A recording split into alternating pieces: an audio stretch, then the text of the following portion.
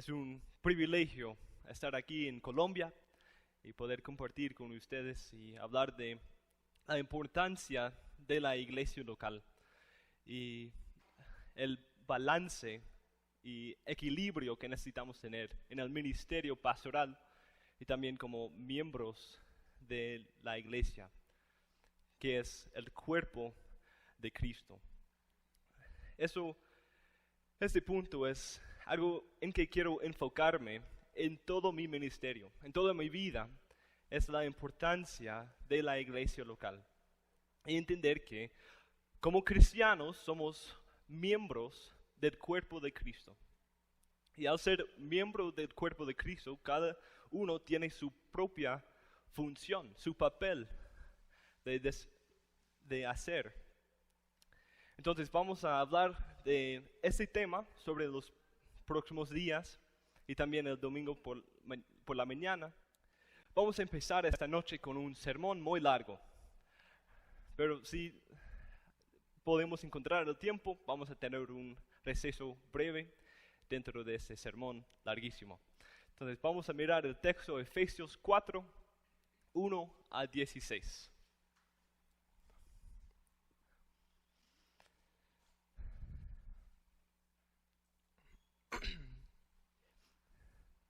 Y mientras se encuentran en el pasaje, voy a orar al Señor y pedir su ayuda en este fin de semana y en nuestras iglesias.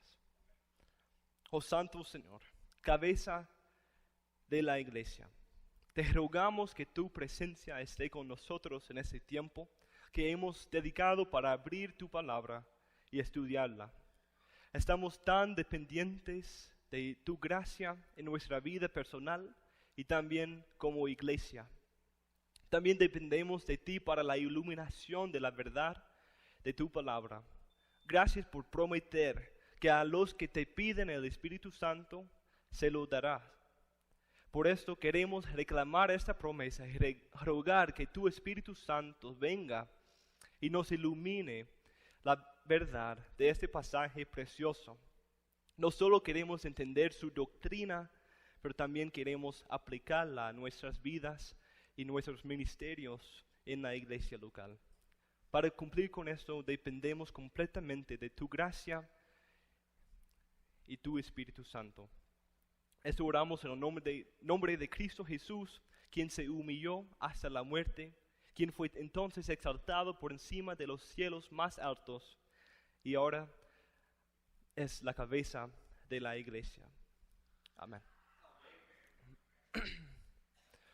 Yo pues, preso en el Señor, os ruego que andéis como es digno de la vocación con que fuisteis llamados, con toda humildad y mansedumbre, soportándoos con paciencia los unos a los otros en amor, solícitos en guardar la unidad del Espíritu en el vínculo de la paz, un cuerpo y un espíritu, como fuisteis también llamados en una misma esperanza de vuestra vocación, un Señor, una fe, un bautismo, un Dios y Padre de todos, el cual es sobre todos y por todos y en todos. Pero a cada uno de nosotros fue dada la gracia conforme a la medida del don de Cristo, eso de que subió, por lo cual dice, subiendo a lo alto, llevó cautiva la cautividad y dio dones a los hombres. Y que eso de que subió, que es, sino que también había descendido primero a las partes más bajas de la tierra. El que descendió es el mismo que también subió por encima de todos los cielos para llenarlo todo. Y él mismo constituyó a unos apóstoles, a otros profetas, a otros evangelistas, a otros pastores y maestros, a fin de perfeccionar a los santos para la obra del ministerio, para la edificación del cuerpo de Cristo, hasta que todos lleguemos a la unidad de la fe y del conocimiento del Hijo de Dios, a un varón perfecto, a la medida de la estatura de la plenitud de Cristo, para que ya no seamos niños fluctuantes, llevados por doquiera de todo viento de doctrina, por estratagema de hombres, que para engañar empleen con astucia las artimañas del error.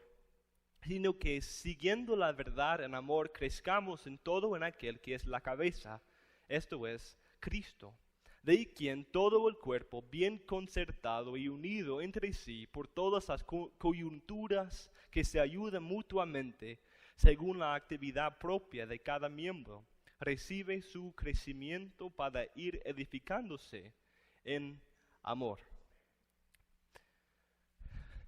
Entonces, ¿cuál es su vocación? Tal vez responderías, mi vocación es ser un doctor, es ser médico, es ser músico, es ser enfermero, es ser cultivador. O tal vez dirías, mi vocación es ser padre, es ser madre. Pero, ¿qué tan importante es la iglesia para nuestras vocaciones? ¿Ser miembro de la iglesia es una parte de esta vocación? La iglesia tiene un lugar central en nuestros horarios semanales. La iglesia forma una parte central de nuestra vida de oración. ¿Cuáles son nuestros anhelos más grandes? ¿Tener alguna relación? ¿Esos anhelos tienen alguna relación con la iglesia local? ¿O solo con el trabajo y ser rico o ser famoso o tener un tipo de promoción en el trabajo, un aumento? Esto es nuestra vocación, es ser miembro del cuerpo de Cristo. En este pasaje encontramos que nuestro anhelo más grande debería ser el poder usar nuestros dones para la edificación de la iglesia y para promover la unidad y madurez de la iglesia local. Esto es nuestra vocación, servir y glorificar a Dios en y a través de la iglesia. Esto debería ser el enfoque de nuestras vidas y nuestros horarios. La iglesia debe ser central en nuestros planes, porque es central en el plan mismo y eterno de Dios. En este pasaje encontramos que la iglesia unificada tiene un rol central en el cumplimiento de los planes eternos de Dios. A través de esto nos demuestra la importancia, la base, la fuente, la meta y la manifestación de la unidad de la iglesia. Este pasaje nos llama a andar dignamente de esta vocación como un miembro del cuerpo de Cristo. Entonces, primero Pablo demuestra su gran anhelo para la unidad de la iglesia local. Exhorta y ruega a la iglesia que ande de manera digna de su vocación. Pero antes de dar la descripción del cumplimiento de esta vocación, primero conecta esta exhortación, ese deseo que tiene, ese anhelo, con lo que ya había dicho en el resto del libro anteriormente. Para entender la importancia de lo que él está diciendo en este pasaje, necesitamos entender la centralidad de la iglesia en el libro de Efesios. Esa carta se podría describir como la carta de la iglesia, la carta eclesiológica. Nos da un gran retrato de la gloria e importancia de la iglesia local. Y tenemos unas descripciones maravillosas de la iglesia, como es el templo de Dios, es el cuerpo de Dios, o es la novia de Cristo mismo. El libro empieza con una descripción del plan eterno de Dios. Ese plan empezó en la eternidad con el decreto de Dios de elegir a un pueblo especial. Ese plan empezó con la unificación de todos los elegidos con Cristo antes de la fundación del mundo, en esa unión eterna. Nosotros los llamados en Cristo hemos recibido el privilegio glorioso de participar en ese plan eterno por ser unidos a Cristo y por ser unidos los unos a los otros. Escuchen las palabras de Efesios 1, 7 a 10. En quien es Cristo, tenemos redención por su sangre, el perdón de pecados según las riquezas de su gracia, que hizo sobreabundar para con nosotros en toda sabiduría e inteligencia, dándonos a conocer el misterio de su voluntad, según su beneplácito, el cual se había propuesto en sí mismo de reunir todas las cosas en Cristo, en la dispensación del cumplimiento de los tiempos, así las que están en los cielos como las que están en la tierra. Aquí encontramos el resumen de este plan glorioso del Padre. Es que en el tiempo perfecto se reúnan, se unifican todas las cosas, todo su pueblo elegido en Cristo. En Cristo encontramos donde se conectan los cielos y la tierra. Aquí es donde el plan de Dios se cumple. Aquí es donde nuestra vocación como iglesia deriva su importancia, porque tiene su inicio en el decreto eterno de Dios. Escuche también las palabras de capítulo 3, 8 a 11. A mí, que soy menos que el más pequeño de todos los santos, me fue dada esta gracia de anunciar entre los gentiles el evangelio de las inescrutables riquezas de Cristo, y de aclarar a todos cuál sea la dispensación del misterio escondido desde los siglos en Dios, que creó todas las cosas, para que la multiforme sabiduría de Dios sea ahora dada a conocer por medio de la iglesia a los principados y potestades en los lugares celestiales, conforme a propósito eterno que el Padre hizo en Cristo Jesús, nuestro Señor. Es en la iglesia donde Dios ha planificado exhibir y manifestar su gloria y su sabiduría. Aquí confunde a todas las potestades y poderes espirituales, porque en la unidad de la iglesia, la gloria y la sabiduría de Dios y este ministerio que Él había planeado desde la eternidad, se revela. Imagínate los poderes y potestades del diablo que pensaban que la enemistad y odio entre los humanos había extendido sus raíces tan profundamente en los corazones del hombre que no se podía reconciliar entre sí. Pero ahora en Cristo, en la iglesia unificada, los que eran enemigos y se odiaban, viven juntos en amor y paz. Los que se luchaban, ahora se ayudan y se aman mutuamente. La vocación con la que fuimos llamados consiste en ser unidos como iglesia. Y eso deriva su importancia del hecho de que esto fue el plan eterno de Dios. Pero sigue diciendo, ¿y cuál la supereminente grandeza de su poder para con nosotros, los que creemos, según la operación del poder de su fuerza, la cual operó en Cristo, resucitándole de los muertos y sentándole a su diestra en los lugares celestiales, sobre todo principado y autoridad y poder y señorío, y sobre todo nombre que se nombra, no solo en este siglo, sino también en el venidero. Y sometió todas las cosas bajo sus pies, y lo dio por cabeza sobre todas las cosas a la iglesia, la cual es su cuerpo, la plenitud de aquel que todo lo llena en todo. Eso se encuentra en capítulo 1, 19 a 23. Cristo fue exaltado y dado un nombre sobre todo nombre. ¿Y cuál es ese nombre? Ese nombre es cabeza de la iglesia. Cabeza de la iglesia. La parte más grande, más genial de la exaltación de Cristo es que Él fue puesto como la cabeza de la iglesia. Ese es el título de que Cristo más se regocija.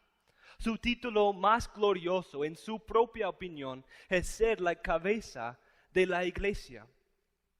más que ser el creador, más que ser el sostenedor de toda la creación, más que todo, su título más alto, más estimado, es ser la cabeza y el novio de la iglesia. El honor más grande que le podemos dar es reconocerle y someternos a Él como la cabeza de la iglesia. Y si Cristo lo considera su honor más grande ser la cabeza de la iglesia, nosotros debemos considerarlo nuestro honor más grande ser un miembro de su cuerpo, de ser un miembro de ese cuerpo. Esa es nuestra vocación, ser un miembro del cuerpo de Cristo. Y necesitamos entender la importancia de esta vocación si vamos a poder andar dignamente de esta vocación tan estimada. Pero en tercer lugar encontramos que el libro de Efesios también demuestra que la iglesia local y su unidad es el cumplimiento de muchos de los temas y promesas del Antiguo Testamento. Además de ver cómo la unidad de todos los elegidos en Cristo es el enfoque del plan eterno del Padre, y como Cristo considera su título de cabeza de la iglesia su honor más grande, también vemos que esto es un cumplimiento del deseo y el anhelo de todas las Escrituras. En ese pasaje Pablo presenta a la iglesia como el cumplimiento de muchos temas en el Antiguo Testamento. En el pasaje que acabamos de leer, describe la iglesia como la plenitud de aquel que todo lo llena en todo. Es decir, la iglesia es el lugar donde Dios mismo habita, donde Dios mora con su pueblo. Es el lugar especial de la presencia de Dios. Es el lugar donde los cielos se unen con la tierra y Dios habita entre su pueblo. Esta idea de la plenitud de Dios se usa aquí en este libro para demostrar la presencia de Dios en la iglesia. En otros libros sí se usa para hablar de, por ejemplo, en Colosenses habla de la plenitud de la deidad de Cristo, que Él tiene toda la sustancia divina, que Él es completamente Dios. Pero aquí en este libro está hablando de la plenitud de Dios que se encuentra en la iglesia. Entonces vamos a ver que esta presencia de Dios en la iglesia es el cumplimiento de uno de los anhelos más grandes del Antiguo Testamento y la teología bíblica. Pero necesitamos regresar al principio para entender este panorama. Recuerden el jardín de Edén, cómo Dios construyó un huerto donde puso al hombre y lo puso allí para cultivar y guardar y cuidar este huerto. Pues si estudiamos los primeros capítulos de Génesis, encontramos que el jardín de Edén fue el primer templo, el primer lugar donde Dios se reunía con los hombres, donde la presencia misma de Dios se encontraba. Allí los cielos se unían con la tierra.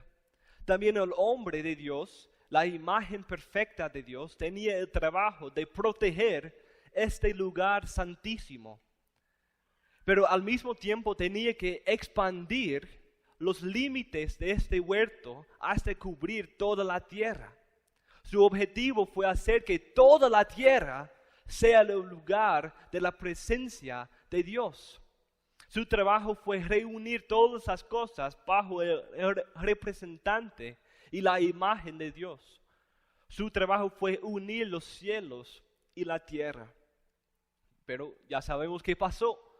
El hombre se cayó por su pecado contra el mandamiento de Dios. Y Dios lo expulsó de ese lugar especial y puso a unos querubines con una espada encendida para proteger la entrada del lugar de la presencia especial de Dios. Adán tuvo la responsabilidad de extender este templo jardín hasta que llenara toda la tierra, pero se falló. Encontramos en este libro precioso de Efesios que ahora el lugar donde la plenitud de la presencia y la gloria de Dios moran está en el templo nuevo o en el cuerpo de Cristo, que es la iglesia. Entonces vamos a hacer un tipo de búsqueda para el jardín de Edén y tratar de encontrar el árbol de vida. Entonces nos vemos el día del Señor. Y vamos a entrar a ese lugar, el jardín de Edén, el lugar donde Dios viene a morar con su pueblo. Entonces, si quieres encontrar al árbol de vida y la presencia de Dios y ese jardín de Edén, vengan a la iglesia. Noten la conexión entre esta idea del templo y también del cuerpo de Cristo. Cristo mismo hace esta conexión en el libro de Juan cuando habla de la destrucción del templo de su cuerpo. En capítulo 2, versículo 19 dice: destruid ese templo y en 3 días lo levantaré. El cuerpo de Cristo es el lugar de la presencia especial de Dios. Él es completamente Dios. Él es la imagen misma de Dios. Esas dos párrafos o metáforas del templo y del cuerpo también se conectan en el libro de Efesios. En Efesios 2, 19 a 22 encontramos que también la iglesia se llama el cuerpo de Cristo, pero aquí encontramos que es el templo nuevo. Así que no sois extranjeros ni advenedizos, sino conciudadanos de los santos y miembros de la familia de Dios, edificados sobre el fundamento de los apóstoles y profetas, siendo la principal piedra del ángulo Jesucristo mismo, en quien todo el edificio bien coordinado va creciendo para ser un templo santo en el Señor, en quien vosotros también sois juntamente edificados para morada de Dios en el Espíritu. Por la obra de Cristo en unir a los gentiles y a los judíos por su obra en la cruz, ahora la iglesia es este templo nuevo, este lugar santísimo de la presencia de Dios. Y este lugar va creciendo y expandiendo hasta que incluya miembros de cada lengua y cada nación. Nosotros ahora somos edificados para morada de Dios en el Espíritu. Nosotros somos el nuevo templo de Dios. Cristo ha removido los querubines que protegían la entrada a la presencia de Dios, en quien tenemos seguridad y acceso con confianza por medio de la fe en Cristo. Ahora tenemos acceso directo al lugar santísimo del templo a través de Cristo.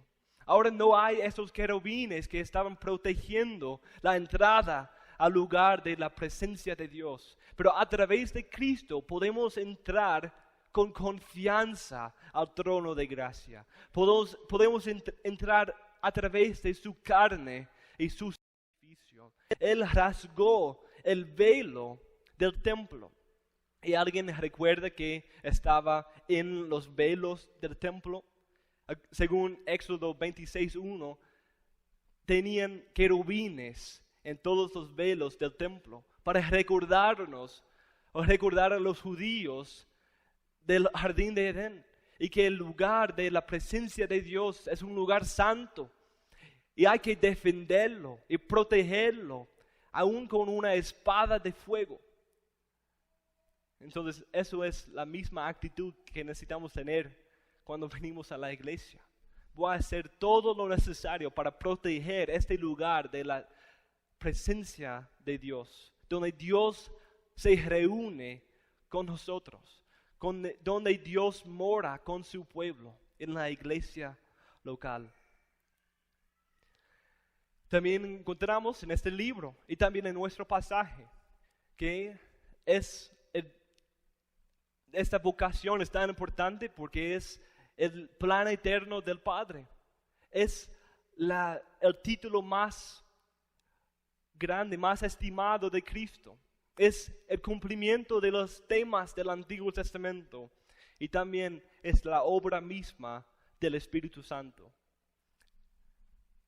Encontramos en 1 de los Corintios 6, 19 a 20. ¿No sabéis que sois templo de Dios y que el Espíritu de Dios mora en vosotros? Si alguno destruyere el templo de Dios, Dios le destruirá a él. Porque el templo de Dios, el cual sois vosotros, santo es. En todo el Antiguo Testamento tenemos esa promesa de poder volver a la presencia de Dios, en esta relación eterna y perfecta con Yahweh. Pero después del jardín de Edén, no había un lugar para reunir con Dios. Pero luego encontramos que había un tabernáculo y solo los sacerdotes podían entrar. Entonces no tenían acceso a la presencia de Dios. Pero están buscando regresar a este lugar donde podían reunir con Dios. Y ahora en Cristo, a través del Espíritu Santo, lo tenemos. No iba de Cristo por todo su ministerio, especialmente en el libro de Juan podemos ver ese tema que está prediciendo su salida de la tierra. La promesa en el Antiguo Testamento era que íbamos a tener a Jehová mismo morando entre nosotros. Y en Juan 1:14, ¿qué encontramos? Que este Logos, este verbo que era con Dios antes del mundo, antes de la creación, ahora se hizo carne y habitó entre nosotros. Pero también por todo su ministerio está prediciendo su salida, que iba a salir y ir para estar con el Padre. Entonces, ¿cómo va a cumplir esa promesa de morar con su pueblo? Si Él se va, ¿cómo va a cumplir esa promesa? Pero ahora Cristo ha enviado al Espíritu Santo para morar con su gente, con su pueblo. Tenemos ahora la presencia especial de Dios morando en nosotros y especialmente en la congregación de los santos. Nosotros ahora somos la morada de Dios, el Espíritu Santo. Somos piedras vivientes en que Dios mismo habita. Y durante la semana estamos tratando de crecer nuestra propia porción del templo y mantenerla limpia para que cuando nos congreguemos y todas las piedras se junten para edificar un templo al Señor, sea un templo santo y limpio donde un Dios santo pueda morar con su pueblo. Esto nos lleva al último aspecto de la importancia de esta vocación. Es el centro del plan eterno de Dios, es el honor más grande en la mente de Cristo, es el cumplimiento de la esperanza del Antiguo Testamento y también la iglesia es el lugar donde Dios ahora mora y habita con su pueblo por medio de su Espíritu Santo. Aquí es donde el plan de Dios se cumple, aquí es donde la gloria de Cristo se manifiesta. Aquí es donde la esperanza de las Escrituras se cumple. Aquí es donde Dios se glorifica por medio del Espíritu Santo. Como vemos, la iglesia es el enfoque de cada miembro de la Trinidad. Como este plan encuentra su inicio en el decreto de la elección del Padre, es el resultado y fruto de la redención de Cristo y por su humillación es exaltado para ser la cabeza de la iglesia. Y es el Espíritu que garantiza la aplicación de esta redención a cada uno de los elegidos. Es el Espíritu Santo que nos capacita para nuestra función como miembro del cuerpo. Y en nuestro texto encontramos que esta unidad de la iglesia se llama la unidad del Espíritu Santo. Esa unidad es el fruto de la obra del Espíritu. Y por la obra del Espíritu, nuestra reunión se convierte en un lugar santísimo donde Dios mismo se encuentra. Es por esta razón que Pablo empieza este pasaje de esa manera, llamándonos a andar dignamente de esta vocación. Esta exhortación ahora se ve con claridad, ¿Por qué está Pablo tan enfocado en la unidad de la iglesia? ¿Por qué esto es una vocación tan alta y importante? Una vocación de que no somos dignos, pero nos llama al mismo tiempo en el poder del Espíritu Santo que se manifestó en la resurrección de Cristo a andar dignamente de esta vocación. Pues porque es el plan eterno de Dios que se glorifique en la iglesia. Es el honor más exaltado de Cristo el ser la cabeza de la iglesia. Es el cumplimiento de la esperanza del Antiguo Testamento y también es la obra especial del Espíritu Santo. Entonces, a la luz de la importancia de esta vocación, deberíamos reconocer nuestra debilidad e inhabilidad para cumplir con esta vocación. Pero también deberíamos animarnos con la inevitabilidad de su cumplimiento. El plan de Dios desde la eternidad, el objetivo principal de Cristo y la obra propia del Espíritu Santo no se pueden fallar. También tenemos la promesa que las puertas del Hades no prevalecerán contra la iglesia. Un día, cuando Cristo venga, nosotros seremos una iglesia perfecta, completamente unidos los unos a los otros, sin ningún tipo de pecado. Y que Cristo venga. Por lo tanto, examinemos el contenido de esa exhortación. Dice, con toda humildad y mansedumbre, soportándoos con paciencia los unos a los otros en amor, solícitos en guardar la unidad del Espíritu en el vínculo de la paz. Como miembros del cuerpo de Cristo, andamos dignamente de nuestra vocación si andamos en humildad, amor y unidad. Y como el resto del texto indica, esas tres cosas, la humildad, amor y el ser solícitos en guardar la unidad, son ingredientes necesarios para una iglesia unida que glorifique al Señor. Porque como el cuerpo de Cristo, cuyo objetivo es reunir a todas las cosas en Él mismo, cumplimos ese plan cuando andamos en la unidad. No podemos cumplir con todo lo que el Nuevo Testamento nos manda si no participamos en la iglesia. El Nuevo Testamento no sabe nada de un cristiano individualista, donde puedo estar solo, yo en mi Biblia, y cumplir toda la ley de Cristo. Ser un cristiano es ser un miembro del cuerpo de Cristo. Y solo andamos dignamente de nuestra vocación tan inmensa, eterna, cuando estamos andando en unidad con los otros miembros de este cuerpo. Imagínense, eso no sería digno del oficio si no andemos en unidad con la iglesia. Piensen si el presidente de Colombia llegar a una reunión de la asamblea en una bicicleta de niñas. ¿Eso sería digno de su oficio? No, pero muchas veces como miembros del cuerpo de Cristo queremos andar así, tan indignamente de esta vocación, por no tener a lo alto la iglesia local y estimar a la iglesia local. Sin embargo, esa unidad no es algo natural para un pecador. No queremos andar juntos, no queremos vivir juntos y ayudarnos mutuamente, no queremos sacrificar lo nuestro para ayudar a alguien más. Eso es que simplemente no queremos confiar en los otros miembros del cuerpo, no queremos andar con ellos.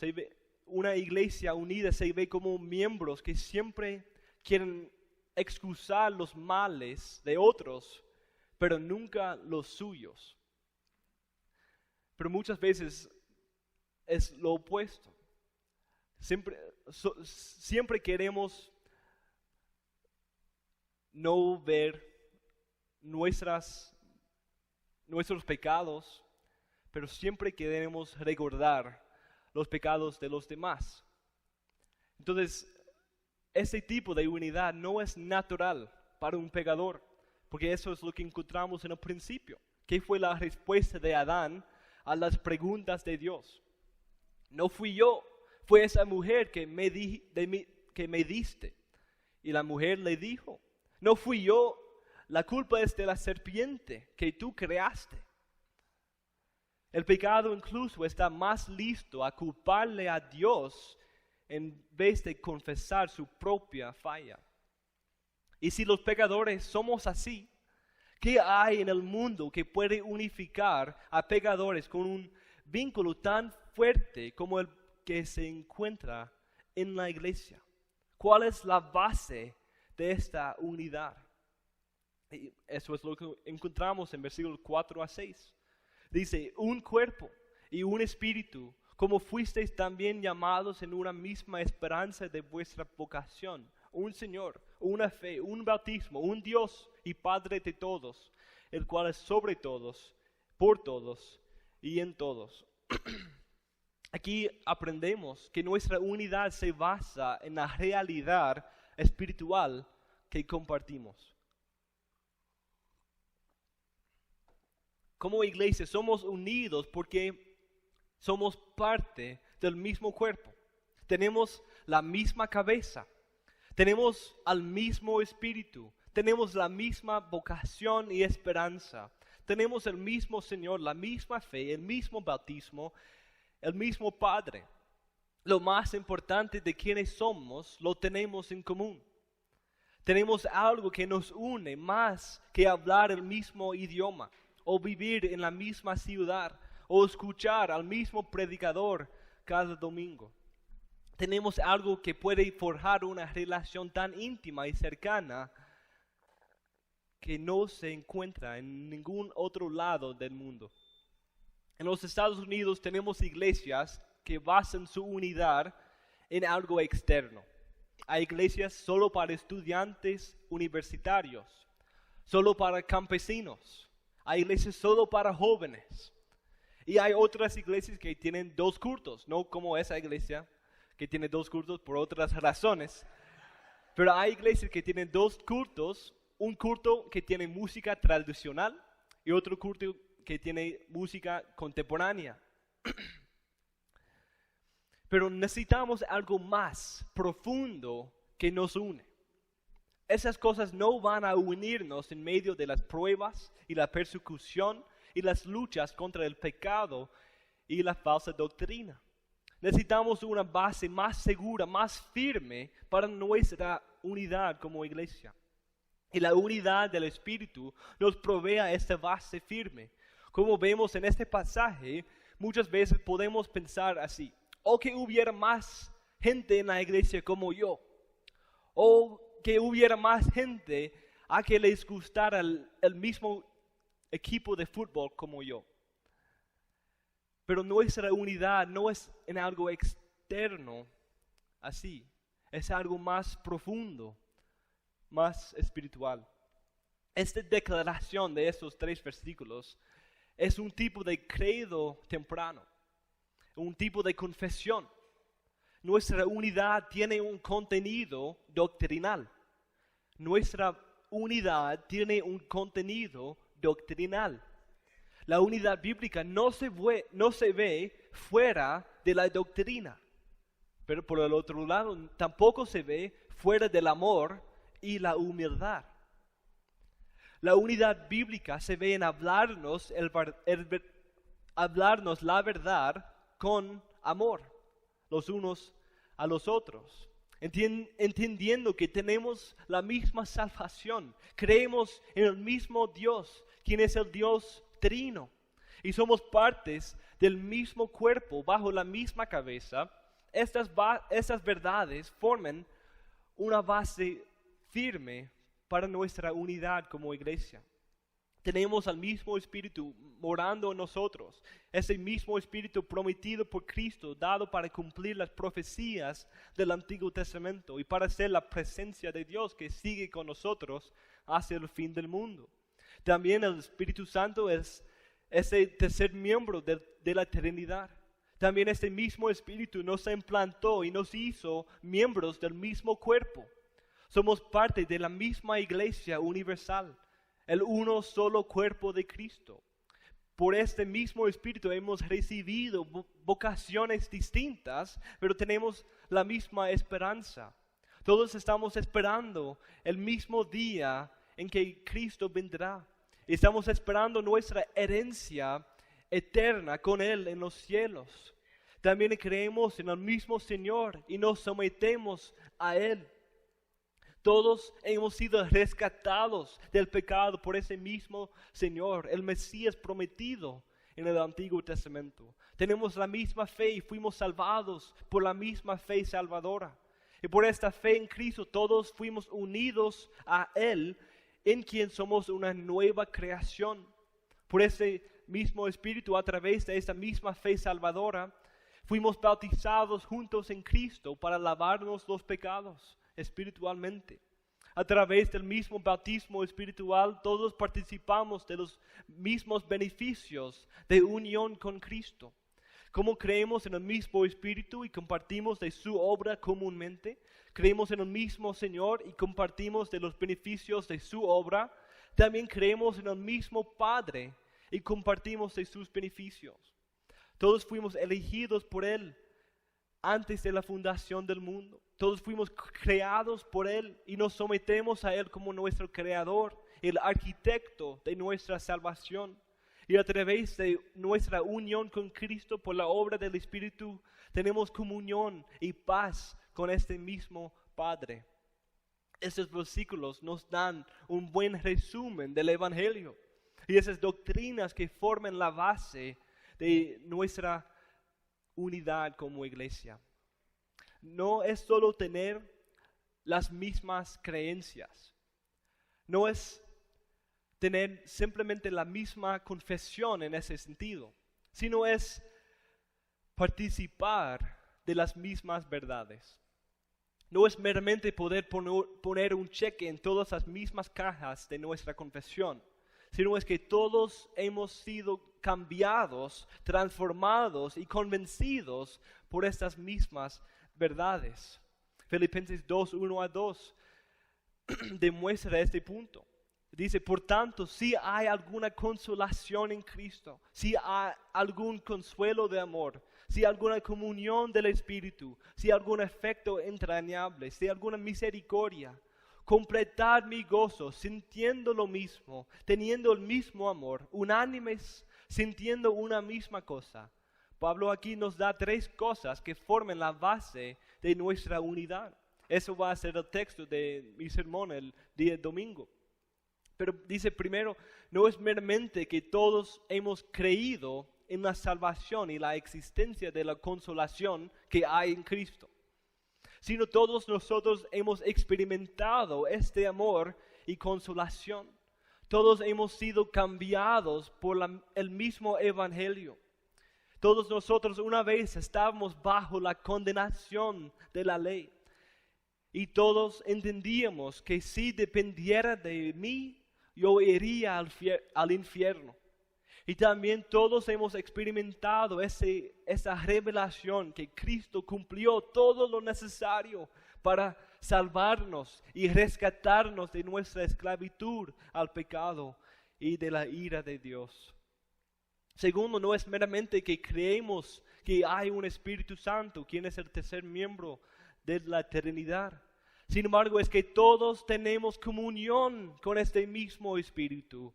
Todos hemos sido regenerados por el mismo Espíritu. Todos hemos sido llenos del Espíritu. Todos hemos sido bautizados por el Espíritu. Todos estamos en el mismo proceso de la santificación, que es la obra del Espíritu Santo.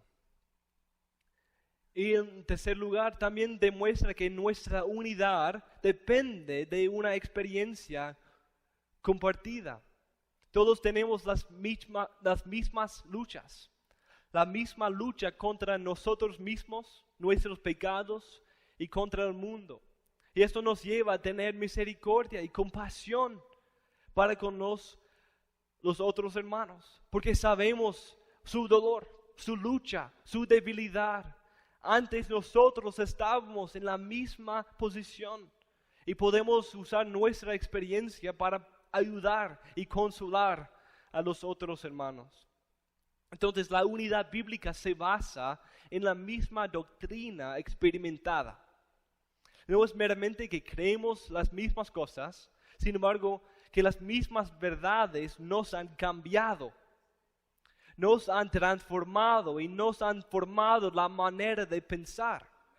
Entonces no es meramente estar de acuerdo con el mismo estándar doctrinal, sino como el resto de nuestro pasaje indica, queremos que todos crezcan en el conocimiento y que este conocimiento vaya puliéndose y santificando a los miembros y produciendo fruto en los miembros. Entonces, si queremos que todos confesemos la misma confesión o el mismo credo, yo quiero que cada miembro de la iglesia sea un suscripcionista completa a la fe 1689.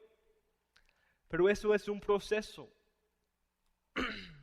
Pero porque la iglesia está haciendo la obra del ministerio, los miembros más débiles van a seguir creciendo también en la gracia y el conocimiento, hasta que todos lleguemos a la estatura, la medida de la estatura de la plenitud de Cristo. Un hombre perfecto, creciendo en la santidad y la verdad juntos. Y eso nos lleva a un énfasis recurrente en la teología de Pablo. En cuanto a la unidad de la iglesia, Pablo siempre dice que esta unidad es un producto de la obra de Cristo. Pablo nunca nos llama a crear la unidad de la iglesia, sino nos llama a proteger y guardar y cultivar esta unidad. Tal como Adán tuvo que cultivar y guardar el lugar de la presencia especial de Dios, asimismo nosotros debemos guardar la unidad del Espíritu, donde Jehová envía su bendición. Esa unidad es la unidad del Espíritu. Viene del Espíritu, es su obra, no es la nuestra. Y como la parte antecedente del libro nos enseña, esta unidad es la obra de Cristo. En la cruz, Cristo unifica a los grupos más separados, como vemos en capítulo 2, 11 a 16. Por tanto, acordaos de que en otro tiempo vosotros, los gentiles, en cuanto a la carne, erais llamados en circuncisión, por la llamada circuncisión, hecha con mano en la carne. En aquel tiempo estabais sin Cristo, alejados de la ciudadanía de Israel y ajenos a los pactos de la promesa, sin esperanza y sin Dios en el mundo. Pero ahora en Cristo Jesús, vosotros que en otro tiempo estabais lejos, habéis sido hechos cercanos por la sangre de Cristo, porque Él es nuestra paz, que de ambos pueblos hizo uno, derribando la pared intermedia de separación, aboliendo en su carne las enemistades, la ley y de los mandamientos expresados en ordenanzas, para crear en sí mismo de los dos un solo y nuevo hombre, así haciendo la paz, y mediante la cruz reconciliar con Dios a ambos en un solo cuerpo, matando en ella las enemistades. Cristo mismo es nuestra paz. Él ha quitado la enemistad que estaba entre nosotros mismos. Es el pecado que nos divide y que nos separa los unos de los otros. Y es el pecado que nos separa de Dios. Como el libro de Isaías dice, pero vuestras iniquidades han hecho división entre vosotros y vuestro Dios, y vuestros pecados han hecho ocultar de vosotros su rostro para no oír. Entonces tenemos dos problemas. Vamos a cumplir con el plan de Dios para unir todo el pueblo de Dios, para que Él pueda morar entre ellos en amor y paz eternos. Necesitamos quitar la pared de separación que está entre nosotros y Dios. Por naturaleza estamos alejados de Dios y bajo su ira, al punto en que Adán pecó siendo nuestro representante federal. Nosotros morimos con Él. Y en la Biblia, ¿qué es vida? Es un tipo de relación con Dios. Y eso es lo que es la muerte eterna. Es estar completamente alejados de la presencia y cualquier tipo de relación con Dios. Por el otro lado tenemos el problema que debido a nuestro pecado nos odiamos los unos a los otros. No queremos ayudarnos, ni amarnos, ni estar juntos. No podemos confiar los unos en los otros en nuestro estado de pecado. Entonces, para lograr nuestra misión, o la misión de Cristo, Cristo tiene que quitar la pared de separación que estaba entre nosotros y Dios, y la que estaba entre nosotros mismos. La Biblia declara claramente que por Cristo y su obra completa, perfecta, tenemos ya paz con Dios. Su ley que nos condenaba y el pecado que nos contaminaba son quitados y podemos entrar a la presencia de Dios por Cristo. Romanos 5:1 dice, justificados pues por la fe, tenemos paz para con Dios por medio de nuestro Señor Jesucristo.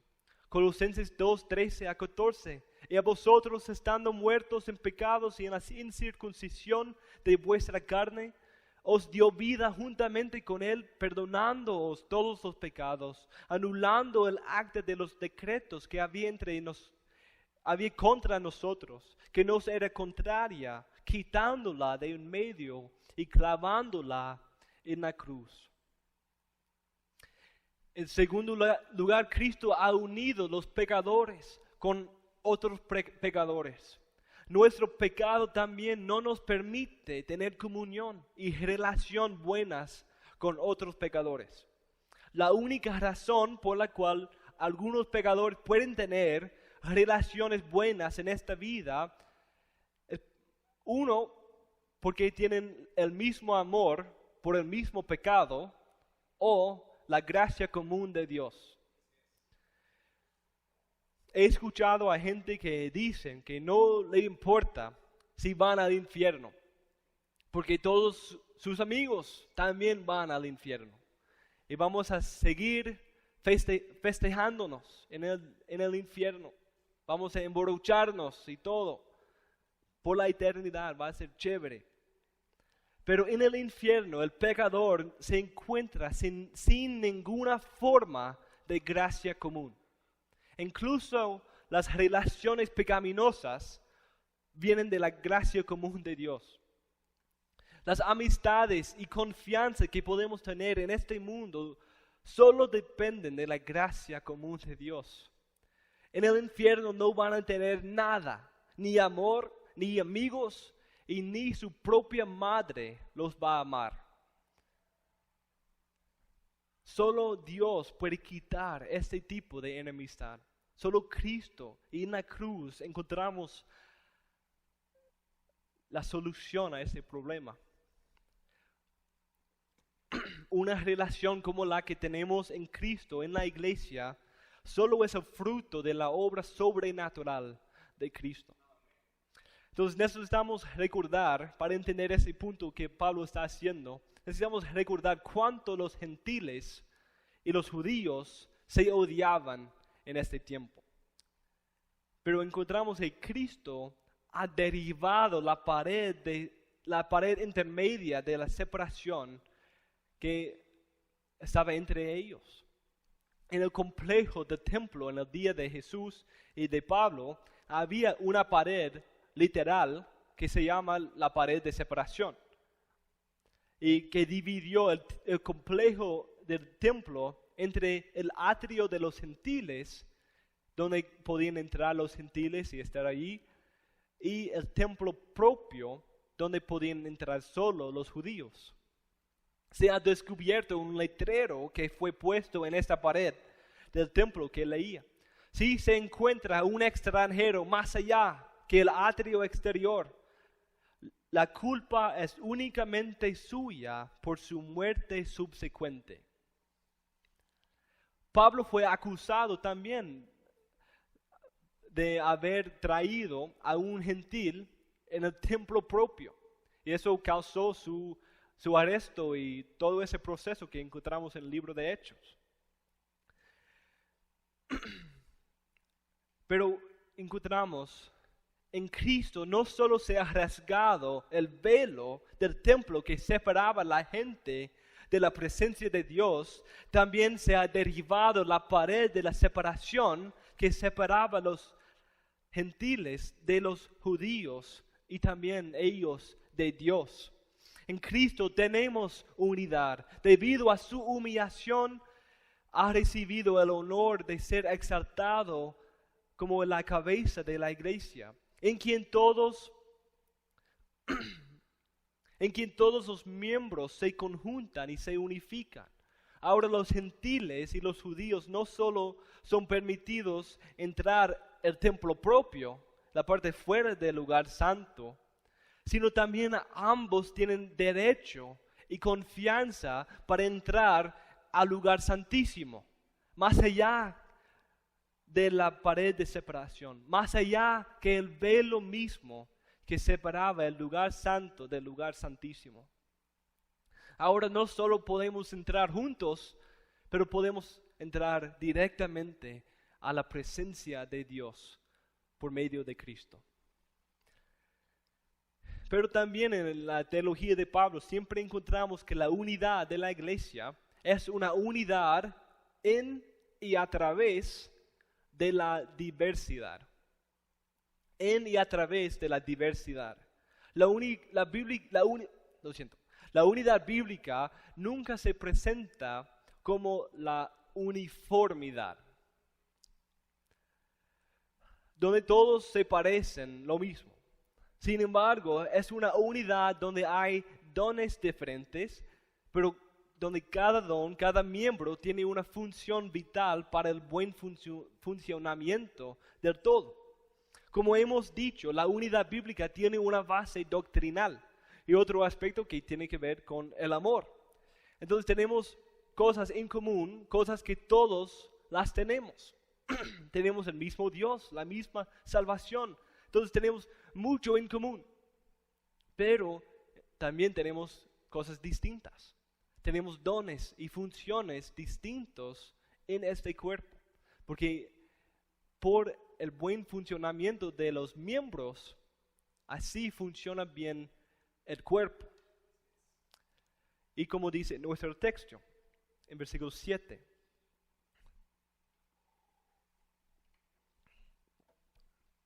pero a cada uno de nosotros fue dada la gracia conforme a la medida del don de Cristo, por lo cual dice, subiendo a lo alto llevó cautiva la cautividad y dio dones a los hombres. Y eso de que subió, que es, sino que también había descendido primero a las partes más bajas de la tierra. El que descendió es el mismo que también subió por encima de todos los cielos para llenarlo todo. Y él mismo constituyó a unos apóstoles, a otros profetas, a otros evangelistas, a otros pastores y maestros.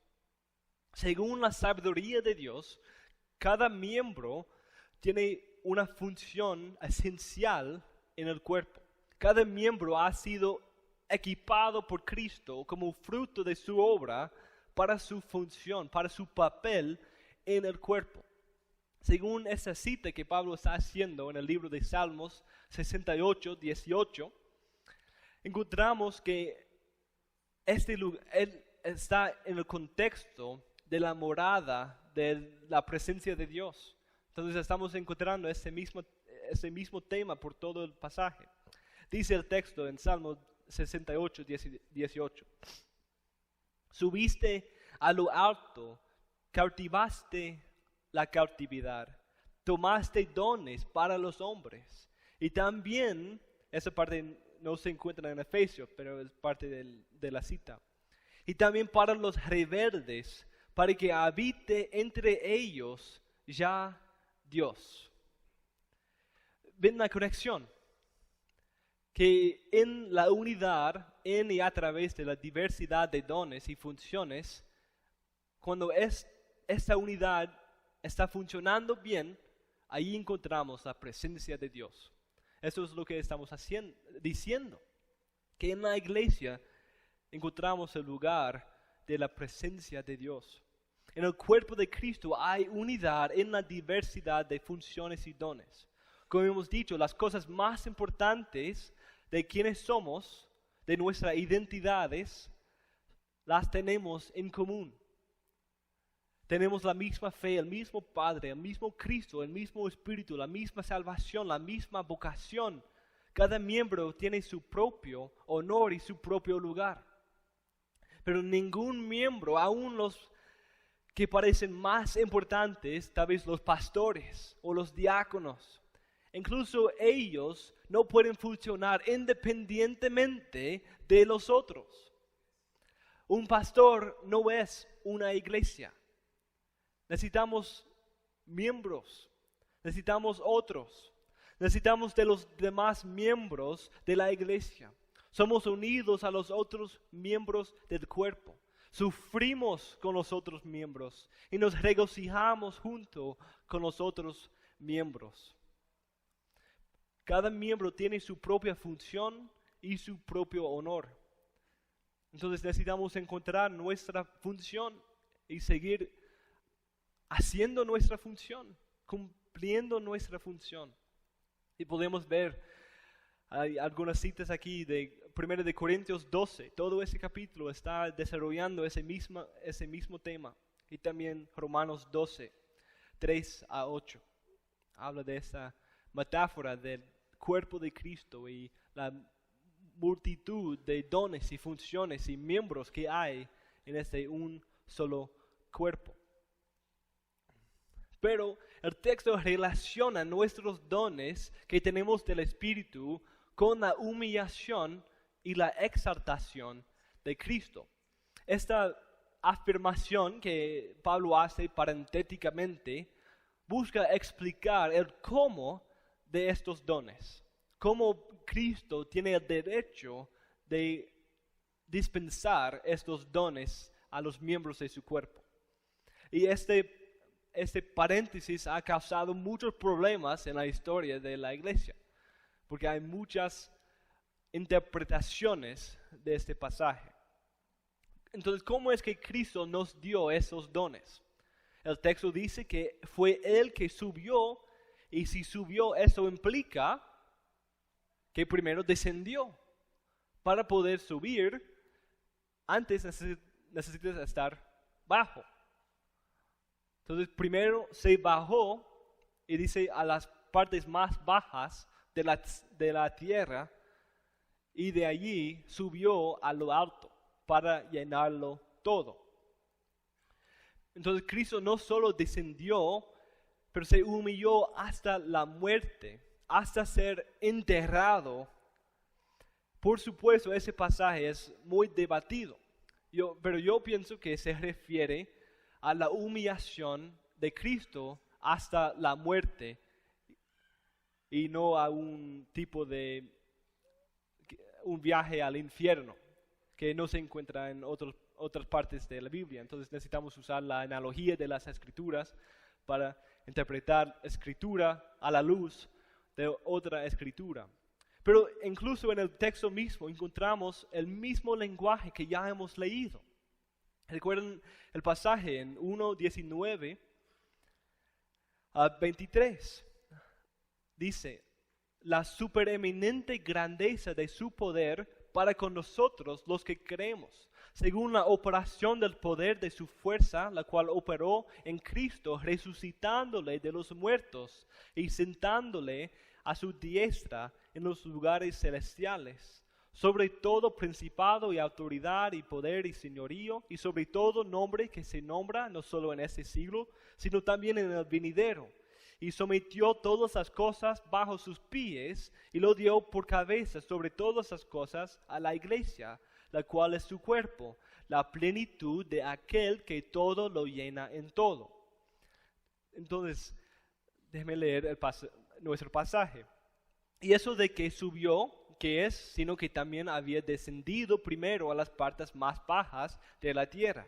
En esa frase tenemos el problema. El que descendió es el mismo que también subió por encima de todos los cielos, una referencia a nuestro pasaje que acabamos de leer, 1:19-23, para llenarlo todo. También se encuentra en ese otro pasaje. Y ese otro pasaje está hablando de la exaltación de Cristo debido a su humillación hasta la muerte.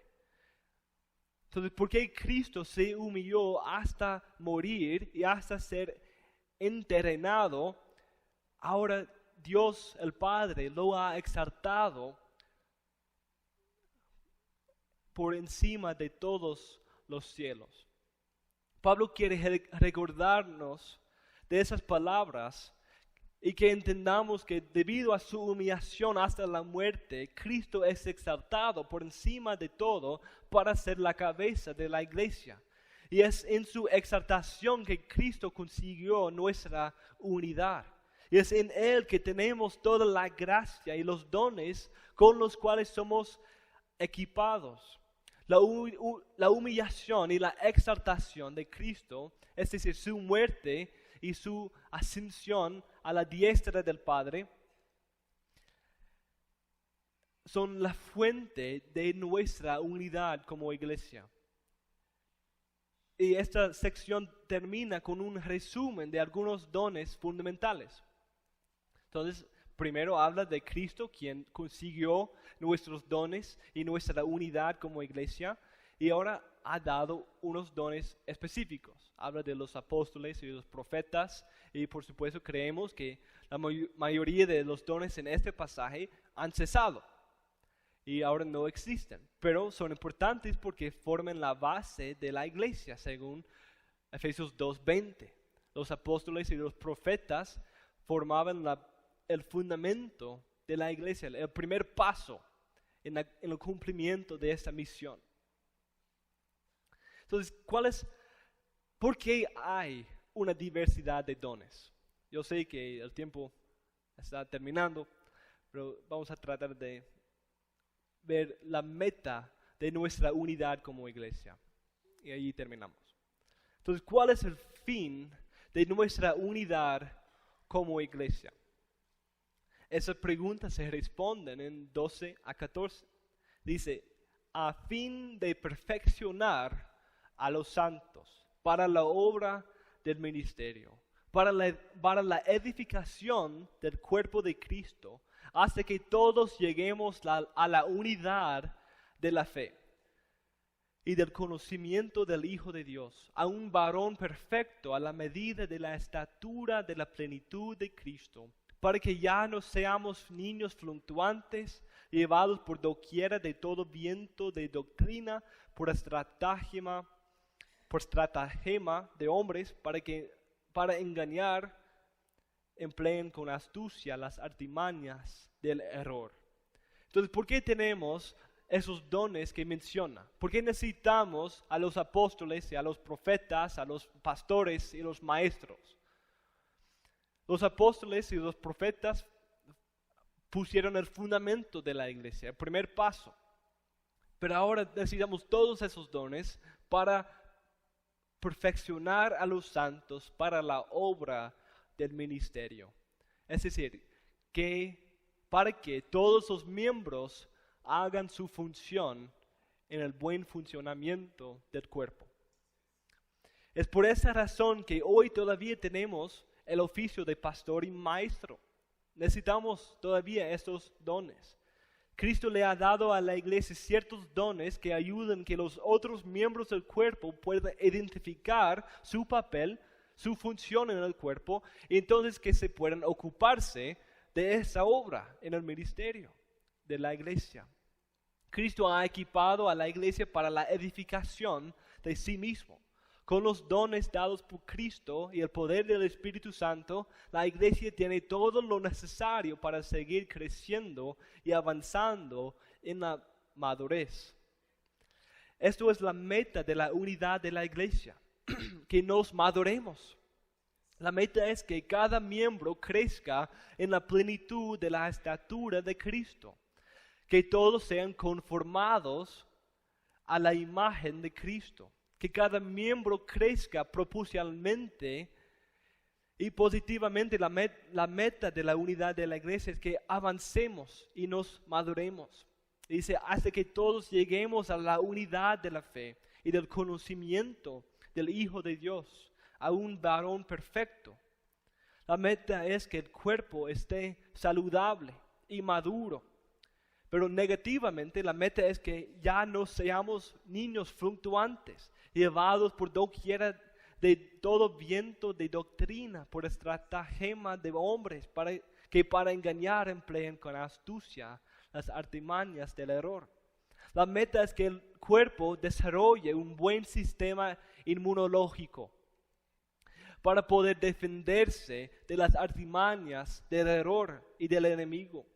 Eso nos recuerda de la idea de que nuestra unidad tiene una base doctrinal.